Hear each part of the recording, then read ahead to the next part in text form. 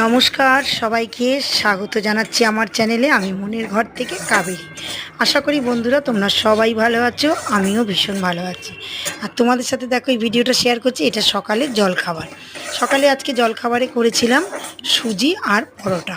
সুজিটা আমি কিশমিশ আর গুঁড়ো দুধ দিয়ে করেছিলাম। আর সুজিটাকে আমি একটু অ্যাভয়েড করি, এই কারণেই অ্যাভয়েড করি কেননা সুজিটা আমি যেহেতু মিষ্টি দিয়ে খেতে হবে, আমার মিষ্টি খাওয়া যেহেতু বারণ, তাই আমি সুজিটা করি না খুব একটা। আর ও সুজির উপমা যেটা হয় ওটা আমি খুব একটা ভালোবাসি না, এটা মিষ্টি সুজি খেতে খুব ভালো লাগে। তা অনেক দিন বাদে আজকে করলাম, কিশমিশ দিয়ে আর গুঁড়ো দুধ দিয়ে সুজিটা করলাম। আর ছেলেকেও দিলাম, আমিও খেলাম, একটু সামান্য আমি খেয়েছি। আর সুজির সাথে পরোটা করেছিলাম। আর আজকে সুজিটা রান্না করছি। আর মায়ের কথা ভীষণ মনে পড়ছে।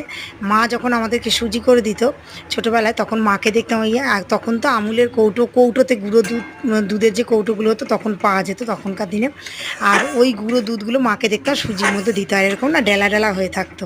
ভীষণ টেস্ট হতো খেতে সুজি। আর মা যখনই দিত আমাদেরকে তখনই ওই ডেলা দুধগুলো বেছে বেছে খেয়ে নিত। আমার মা খুব বকতো, এই সুজি খা, দুধগুলো বেছে খাচ্ছিস।